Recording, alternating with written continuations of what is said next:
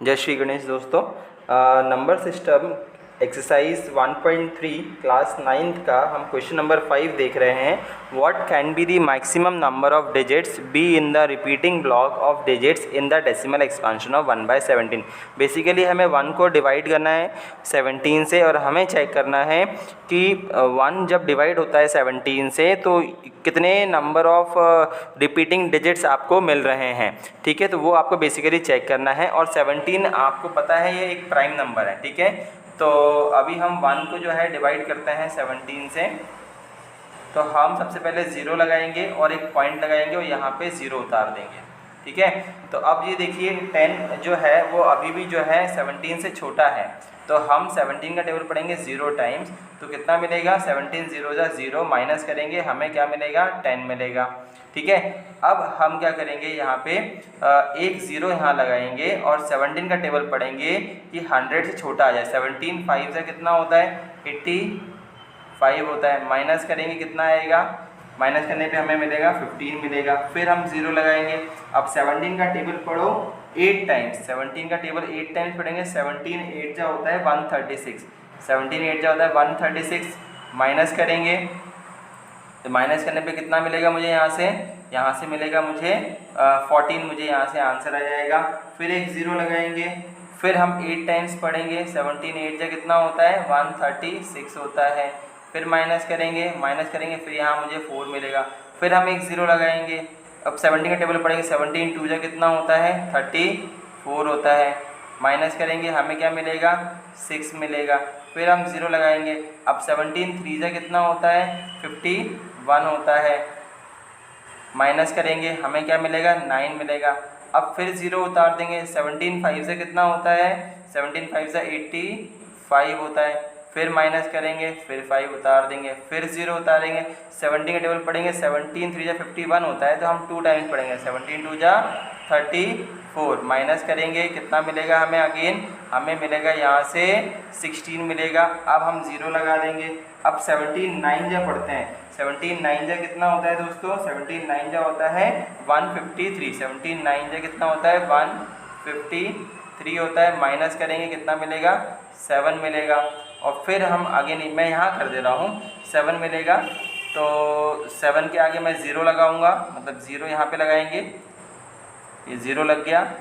ठीक है, अब फिर 17 का टेबल कितने टाइम्स पढ़ेंगे। 17 4 जा कितना होता है 68, 17 4 जा कितना होता है 68 होता है, माइनस करेंगे कितना बचा 2 बचा। फिर उसके बाद फिर 0 उतारेंगे। 17 1 जा कितना होता है 17 होता है, अगेन माइनस करेंगे कितना आएगा 3 आएगा। फिर 0 उतारेंगे। 17 का टेबल पढ़ेंगे। 17 2 जा 34, तो हम 17 1 जा पढ़ेंगे। 17 1 जा कितना होता है, फिर 17 1 जा 17, फिर माइनस करेंगे कितना आएगा 13 आएगा। 13 फिर 0 उतार देंगे। अब 17 का टेबल कितनी बार पढ़ेंगे 7 बार। 17 7 जा कितना होता है 119 होता है, माइनस करेंगे तो कितना बचेगा हमारे पास 11 बचेगा। फिर 0 उतार देंगे। अब 17 का टेबल हम 6 टाइम्स पढ़ेंगे। 17 6 से कितना होता है 102 होता है, माइनस करेंगे कितना बचेगा मेरे पास 8 बचेगा। फिर 0 उतार देंगे। अब 17 का टेबल कितनी बार पढ़ेंगे 17 4 जा कितना होता है 68 होता है, माइनस करेंगे फिर मुझे कितना मिलेगा 12 मिलेगा। फिर 0 उतार देंगे। फिर 17 टेबल कितनी बार पढ़ेंगे 17 7 जा कितना होता है 17 7 जा 119 होता है, 119 होता है, माइनस करेंगे फिर 1 बचेगा। अब देखिए यहाँ पे स्टार्टिंग में 1 था, ठीक है, ये वापस 1 वहीं से रिपीट हो गया है। अब फिर मैं यहाँ पे 0 लगाऊंगा। फिर 17 का टेबल फिर 0 बार पढ़ेंगे। 17 0 जा 0, फिर माइनस करेंगे, फिर 10 बचेगा, फिर 0 उतारेंगे। फिर 17 का टेबल पढ़ेंगे। 17 5 जा 85, फिर माइनस करेंगे, फिर कितना बचेगा, फिर मुझे बचेगा 15। अब यहाँ से ये रिपीट होता चला जाएगा। देखिए तो जो नंबर है मेरे, वो मेरा बेसिकली यहाँ से लेके, एक मिनट ना, ये यहाँ से 0 से लेके ये जो नंबर है ये यहाँ तक ये नंबर जो है ना, इसके बाद से फिर 0 5 8 8 2 3 ऐसा रिपीट होता चला जाएगा। तो बेसिकली हमारा जो क्वेश्चन जो आया है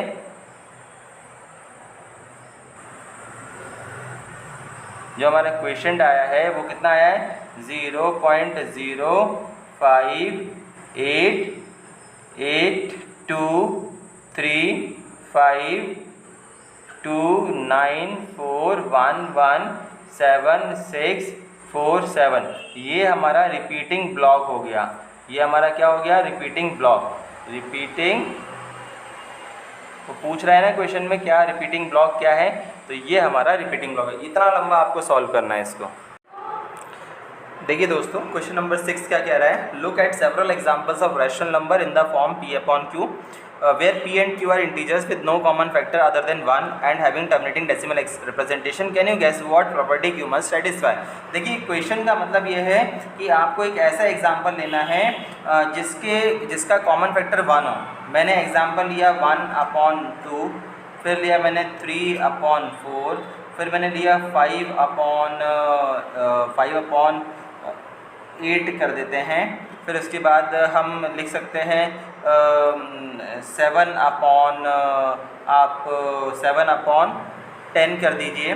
ठीक है, ये नंबर आप देख लीजिए। अभी देखिए 1 और 2 को कोई नंबर ऐसा बताइए जो 1 और 2 को डिवाइड कर दे।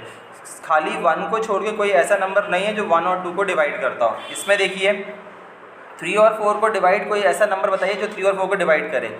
1 को छोड़ो कोई दूसरा नंबर नहीं है जो 3 और 4 को डिवाइड करे। मतलब 1 का टेबल पढ़ेंगे तो 3 भी आ जाता है, 1 का टेबल पढ़ेंगे तो 4 भी आ जाता है। 1 का टेबल पढ़ेंगे 1 आएगा, 1 का टेबल पढ़ेंगे 2 आएगा, 1 का टेबल पढ़ेंगे 5 आएगा, 8 भी आएगा, 1 का टेबल पढ़ेंगे तो 7 भी आएगा और 10 भी आएगा। तो इसका मतलब है ये सारे नंबर सिर्फ 1 से डिवाइड हो रहे हैं, बाकी कोई दूसरा नंबर नहीं आना चाहिए। इसलिए यह कहा गया है कि p और q जो है इंटीजर्स हैं जिनका with no common factor other than 1। मतलब p ऊपर वाला है, q नीचे वाला है, इनका जो कॉमन फैक्टर है 1 होना चाहिए। अभी देखिए फिर उसके बाद वाला क्या कह रहा है कि जो हमने जो एग्जाम्पल्स लिए हैं ना, ये टर्मिनेटिंग डेसिमल रिप्रेजेंटेशन को शो करना चाहिए। देखिए टर्मिनेटिंग डेसिमल जो होता है, टर्मिनेटिंग डेसिमल एक्सपांशन जो होता है, इसके लिए एक कंडीशन होती है। कंडीशन क्या होती है? देखिए कंडीशन ये होती है कि p कुछ भी हो सकता है, बट q जो होता है ना, q में क्या होना चाहिए? q में एक ऐसा नंबर होना चाहिए जो कि 2 का मल्टीपल हो और 5 का मल्टीपल हो। मतलब डिनोमिनेटर में आपको 2 का मल्टीपल हो, मल्टीप्लाई में 5 का मल्टीपल हो। अगर या फिर p के नीचे डिनोमिनेटर में 2 का मल्टीपल हो खाली, या फिर आप बोल सकते हो p कुछ भी हो सकता है, लेकिन और 2 को छोड़ के कोई भी नंबर हो जो 5 का मल्टीपल हो। ये m और n क्या एक्चुअल में, जस्ट मिनट, ये दोनों बार मैंने m लिख दिया, ये n है। ठीक है, ये n है, सॉरी, हाँ ये n है। पावर में मतलब कि 2 की पावर कुछ भी हो, 2 की पावर कुछ भी हो सकती है, बट नंबर आपका नंबर जो है आपका 2 का मल्टीपल होना चाहिए। जैसे अगर मैंने कहा यहाँ पे मैंने नंबर लिखे हैं 2, 4, 8 और 10 लिखा हुआ है। ठीक है, आप बताइए 1 को डिवाइड करते हैं 2 से तो मुझे 0.5 आ जाता है। ठीक है, 3 को आप डिवाइड करते हैं 4 से तो मुझे 0.75 आता है। ठीक है, 5 को आप डिवाइड करेंगे 8 से तो कितना आएगा? 5 को डिवाइड करेंगे तो मतलब टर्मिनेट हो जाएगा भाई। 0. यहाँ 0 लिखो, पॉइंट लगाओ और आगे 0 लगाओ। 8 का टेबल पढ़ो, 8 5 से 40, 8 6 48, माइनस करेंगे 2 बचेगा। अगेन हम क्या करेंगे? 0 लगाएंगे, 8 2 16, कितना बचा? 4, फिर 0 लगाएंगे, 8 5 40। तो इसका टर्मिनेटिंग एक्सपांशन कितना आया? 5/8 का कितना आया?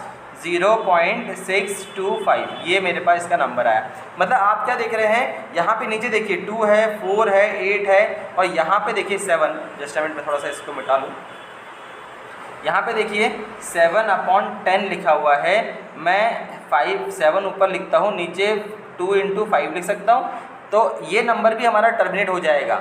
टर्मिनेट आपको कैसे पता चलेगा कि वो नंबर टर्मिनेट हो रहा है? आपको देखना है या तो कोई 2 का मल्टीपल हो या तो कोई नंबर हो ऐसा जो 5 का मल्टीपल हो। अगर तो ये जो है आपका नंबर टर्मिनेट हो जाएगा। अगर मैं एक एग्जांपल से आपको बताता हूँ, देखिए आपको थोड़ा सा समझ में और अच्छे से आएगा। अगर मैं लिखता हूँ 8/14 लिखता हूँ। देखिए अब ये जो नंबर है यहाँ पे ये 14 से तो 14 जो है 2 से डिवाइड हो रहा है, लेकिन अगर मैं इसको लिखता हूँ, देखिए 8 लिखता हूँ और उसके बाद 2 × 7 लिखता हूँ, 2 7 जा 14 होता है। अब यहाँ पे 2 और 5 के अलावा एक दूसरा नंबर भी आ रहा है 7, तो इसका मतलब 2 और 5 को छोड़ के कोई दूसरा नंबर आता है तो ये टर्मिनेटिंग डेसिमल एक्सपांशन की कैटेगरी में नहीं आएगा। अब ये नंबर या तो रिपीटिंग, या ये नंबर जो होगा या तो रिपीटिंग होगा, है ना, ये या तो फिर जो है ये नंबर कंटिन्यू चलता जाएगा, मतलब ये नॉन टर्मिनेटिंग होगा, ये नंबर कभी डिवाइड नहीं होगा, या तो फिर ये जो है रिपीटिंग कैटेगरी में आता चला जाएगा।